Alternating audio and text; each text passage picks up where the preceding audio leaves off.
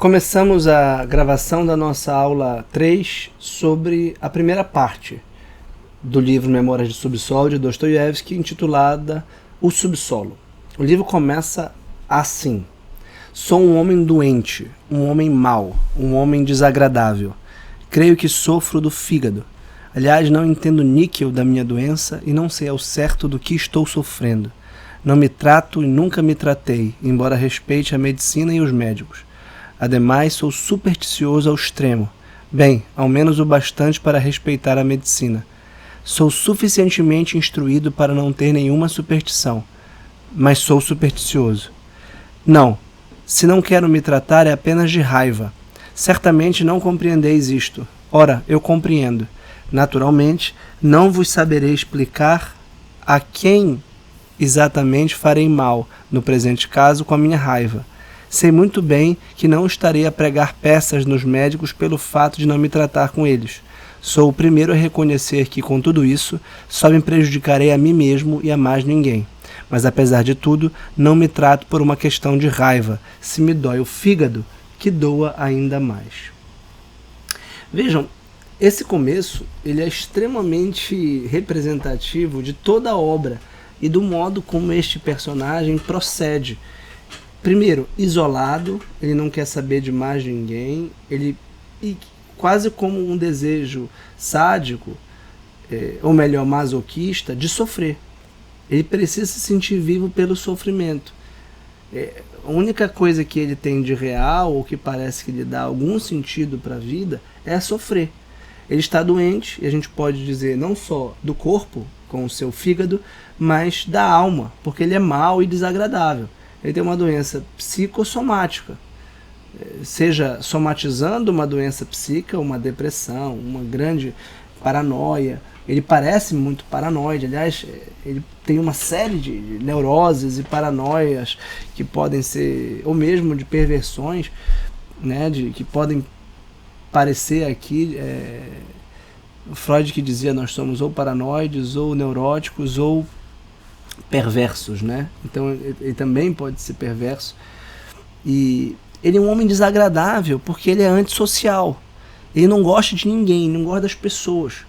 Ora, quando a gente pensa a partir dos clássicos da tradição cristã, por exemplo, a gente sabe que o homem é a pessoa, vocacionado à comunidade, ao bem comum, a encontrar os outros, para fazer amizades, para realizar-se pelo amor. Ele não ama porque ele não tem a quem amar. E por isso ele está doente. Não tem contatos humanos saudáveis, não tem relações humanas duradouras. E ele não pretende se tratar por raiva. E a gente pode perguntar, olha, a primeira paixão que surge aqui, né? A ira, o ódio, a raiva, o rancor, o ressentimento, a amargura, a tristeza. Depois ele tem desejo de vingança, não sabe muito bem de quem, nem porquê. É tudo muito confuso e todos esses sentimentos negativos demonstram uma alma muito perturbada, que não está conciliada consigo, com o mundo. Raiva contra quem? Contra a sociedade em abstrato? Contra o mundo? Depois ele tenta personificar essa raiva. Ele tenta dar nome aos amigos de infância, depois à prostituta. Ele tenta encontrar alguém a quem odiar, né? Ele respeita a medicina, mas a ignora. Ele não quer tratar o seu corpo. Por que ele não quer tratar o seu corpo? Ele quer sentir dor, né? Depois ele quer... A ciência é mais uma superstição.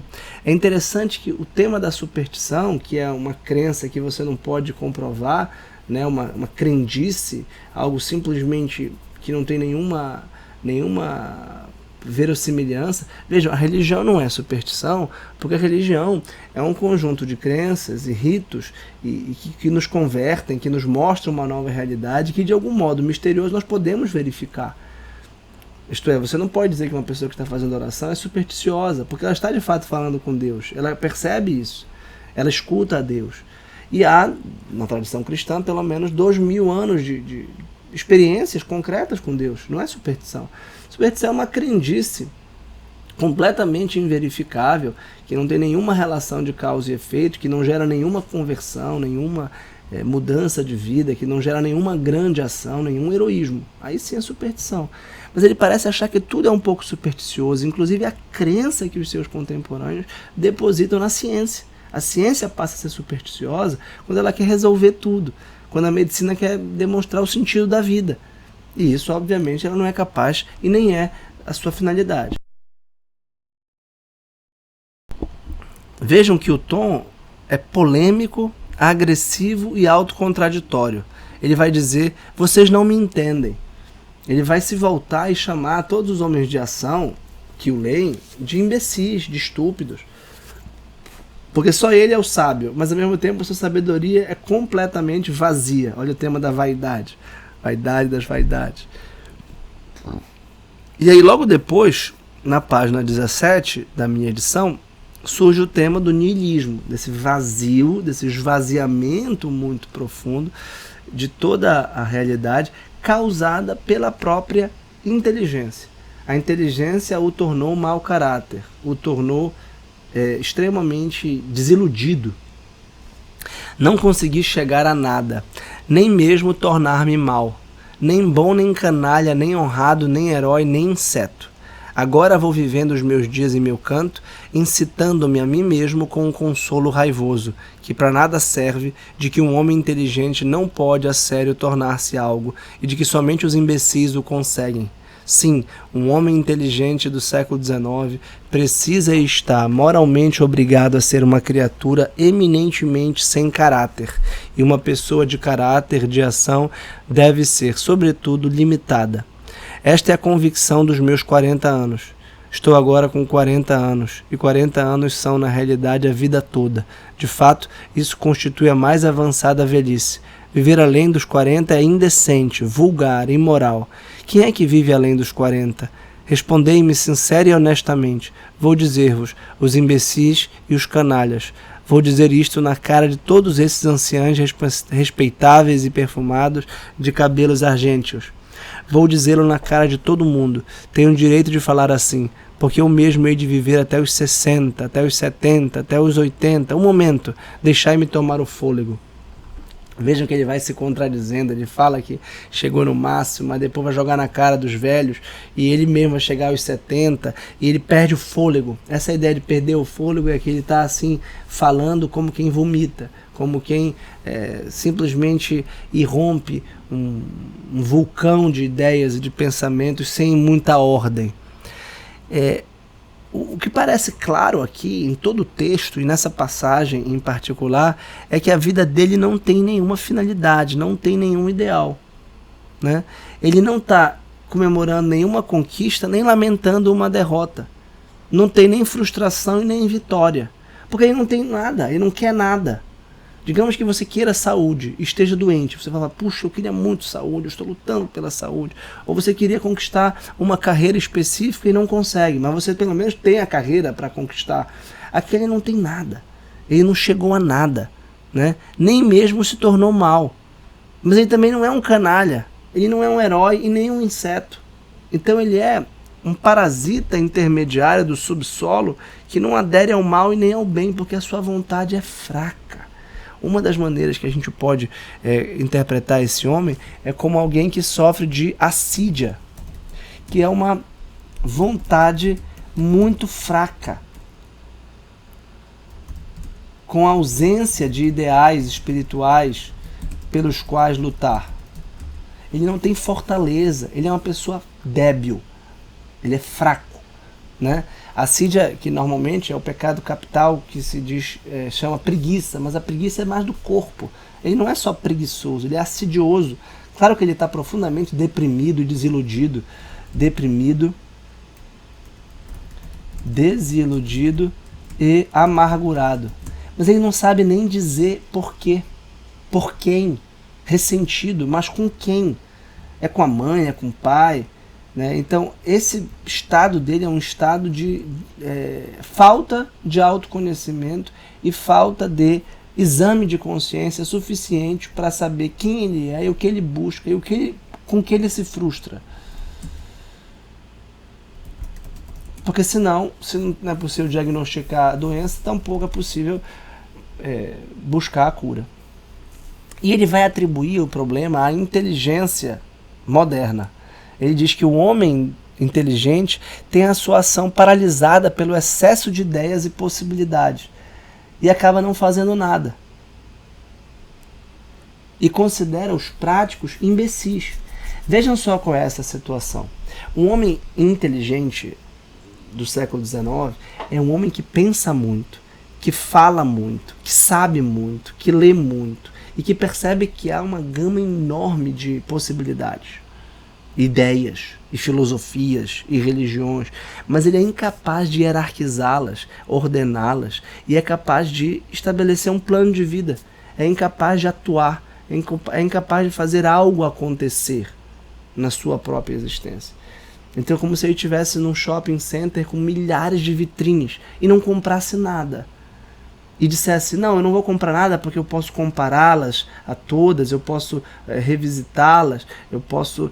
Mas, então para que você está no shopping center, que é um lugar feito para comprar? O mundo, a vida humana é feita para agir. E é agindo que a gente se torna quem a gente é. A gente estabelece um plano de ação, examina a nossa consciência, persegue o que é belo, bom, justo, verdadeiro, mas ele não tem nada para perseguir, porque ele é inteligente, mas inteligente não sábio.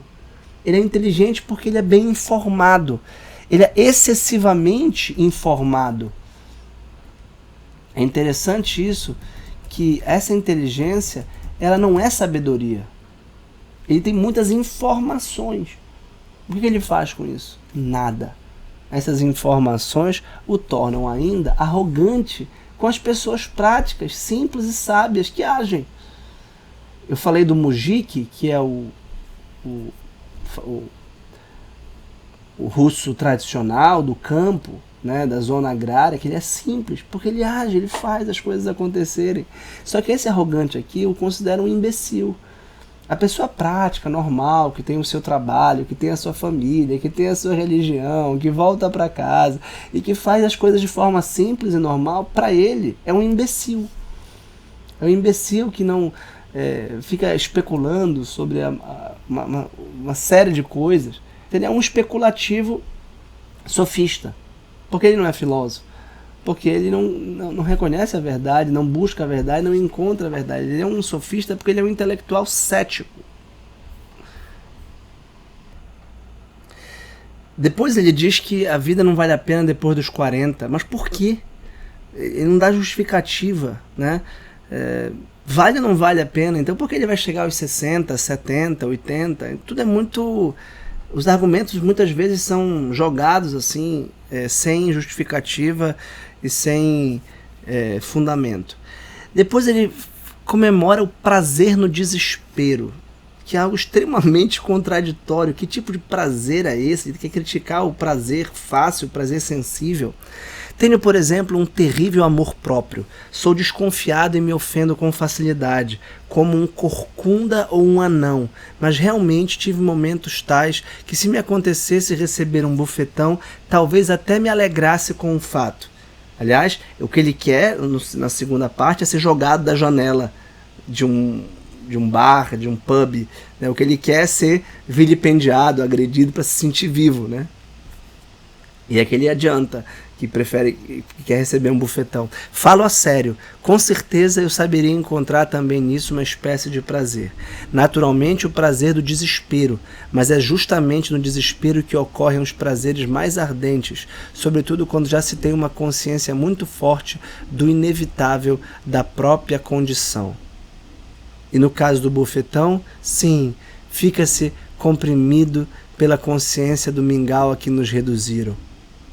Então, esse ressentimento e essa angústia busca incessantemente alguma solução. E esse suposto amor próprio que ele tem é uma tentativa de se sentir valorizado por alguém. Ele não tem um amor próprio, ele não é autossuficiente. Por isso que ele quer, inclusive, receber um bufetão. Ele quer um prazer desesperado, ele quer... É como se a vida burguesa, a vida morna, a vida simples, previsível, de funcionário público que ele era, né, do governo czarista, fosse pouca demais para ele. Ele quer algo a mais, mas ele não consegue. Ele não consegue buscar. Como no Crime e Castigo, O crime vai ser uma busca por ser alguém como Napoleão, né? Por ser alguém grande. Depois ele diz, os homens de ação, eles são imbecis sem pensamento. E os homens de pensamento são sem ação. Todos os homens diretos e de ação são ativos justamente por serem parvos e limitados. Como explicá-lo?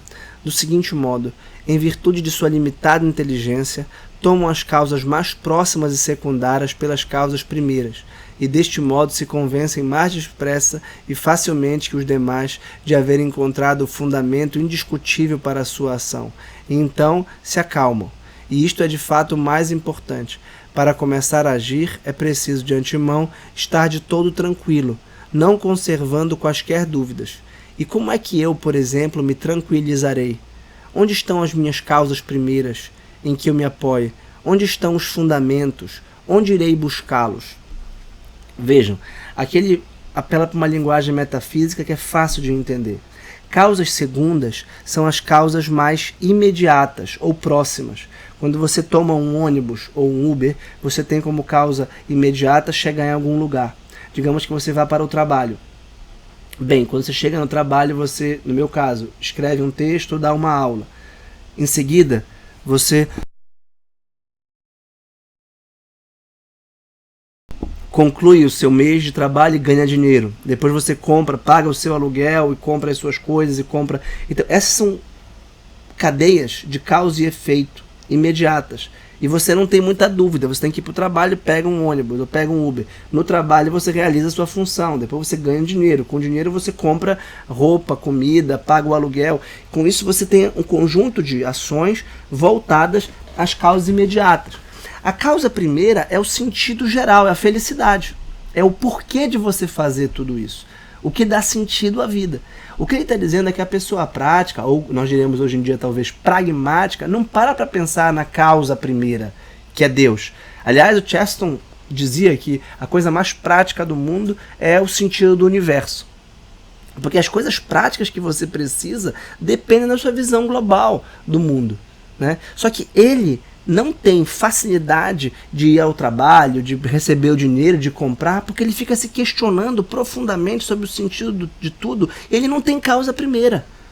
Ele não tem ordem no amor, ele não tem Deus. Então ele não se apoia em nada. Então para que ir trabalhar? Qual é o fundamento da vida? Qual é o sentido da existência? Né? É isso que o Viktor Frankl chamava exatamente da neurose coletiva do nosso tempo, que é a falta desse sentido da vida. Que ele dizia que era uma doença noológica, do nous, né? da nossa faculdade espiritual de encontrar sentido nas coisas. Né? Os outros podem até não pensar nesse sentido primeiro, mas eles têm algum motivo que os move. Eles têm alguma causa primeira que, embora irrefletida e não questionada, pode ser a religião, a ciência, o Estado, o bem-estar, mas que os move. E os deixa ligados nessa engrenagem, nessa mecânica social. O homem do subsolo se distancia do mundo, passa a refleti-lo e a colocá-lo em perspectiva, mas não vê fundamento no mundo. Não vê sentido nas coisas. E por isso ele não casa, ele não se candidata para a política, ele não busca construir nada na ciência, na economia, tudo para ele é vazio. Religião, ciência, Estado, política, economia, tudo isso, arte, cultura, né? Ele não quer ser um escritor, embora tenha certo talento literário. Embora seja um alter ego de Dostoiévski, dizendo, olha, escrever poderia ser uma opção para esse homem do subsolo. Escrever foi a opção para Dostoiévski, que se tornou um grande escritor muito reconhecido no seu tempo. Ou seja, a inteligência dele é completamente vazia e não alcança a verdade. Por isso que ele é inteligente, ele é um intelectual, mas ele não é sábio. Ele é capaz de escrever um panfleto ou uma novela como essa, um livro como esse, que tem uma parte narrativa e uma parte dissertativa ou filosófica. Mas, para quê se ele não encontra a verdade? Admitamos que eu seja um tagarela inofensivo, magoado, como todos nós. Mas que fazer se a destinação única e direta de todo homem inteligente é apenas a tagarelice, uma intencional transferência do oco para o vazio? Lembram de Hamlet? Words, words, words. Lembram do começo do Eclesiastes? Todas as palavras estão gastas. Nenhuma palavra mais pode ser dita. é essa vaidade, e ninguém pode mais falar. Essa vaidade intelectual, o vazio da inteligência que não encontra a verdade e que é pura tagarelice. É isso que o Hamlet criticava. Essa é a dúvida cética de Hamlet sobre o poder da inteligência. Essa é a dúvida cética do Homem do Subsolo sobre o poder da inteligência. E essa é a dúvida cética que assedia todos os intelectuais, desde os sofistas. Isto é, será que a gente encontra alguma coisa na verdade, ou é tudo passível de ser novamente criticado, e a gente não está patinando no vazio de palavras, e multiplicando as palavras? Porque a consequência do Eclesiastes, que nós lemos com o Peter Crift no mês passado, é exatamente olhar para uma biblioteca como essa, olhar para todo o conhecimento, toda a ciência e desdenhar e dizer, não serve para nada, não vale nada, não precisa de nada, não constrói nada. Tudo são simplesmente palavras e palavras. O homem civilizado é um bárbaro, segundo ele.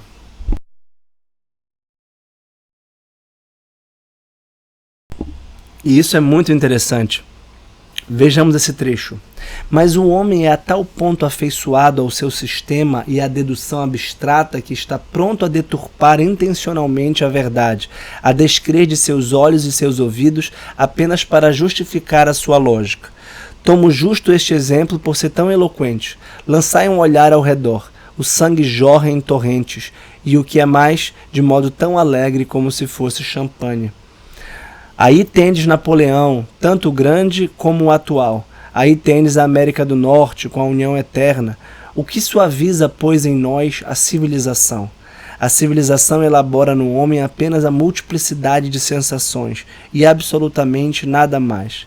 E através do desenvolvimento dessa multiplicidade, o homem talvez chegue ao ponto de encontrar prazer em derramar sangue. Bem que isto já lhe aconteceu.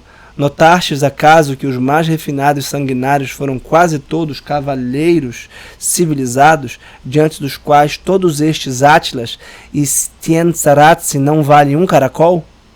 Pelo menos se o homem não se tornou mais sanguinário com a civilização, ficou com certeza mais sanguinário de modo pior, mais ignóbil que antes. Então, Dostoiévski está aqui denunciando a violência e a barbárie sob o pretexto da civilização. A expansão da modernidade industrial, burguesa, com economia liberal, etc., é fator de guerras.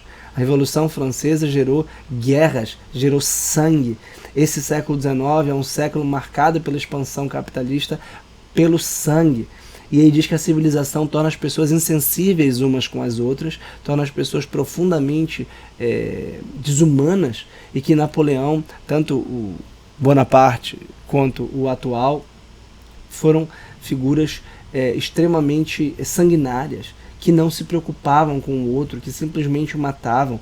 E vejam que ele está sendo profeta, como o chama o cardeal de Lubac no Drama do Humanismo Ateu, exatamente porque os déspotas e os grandes tiranos do século XX serão civilizados e sanguinários ao mesmo tempo, como Hitler, Stalin, Lenin, né?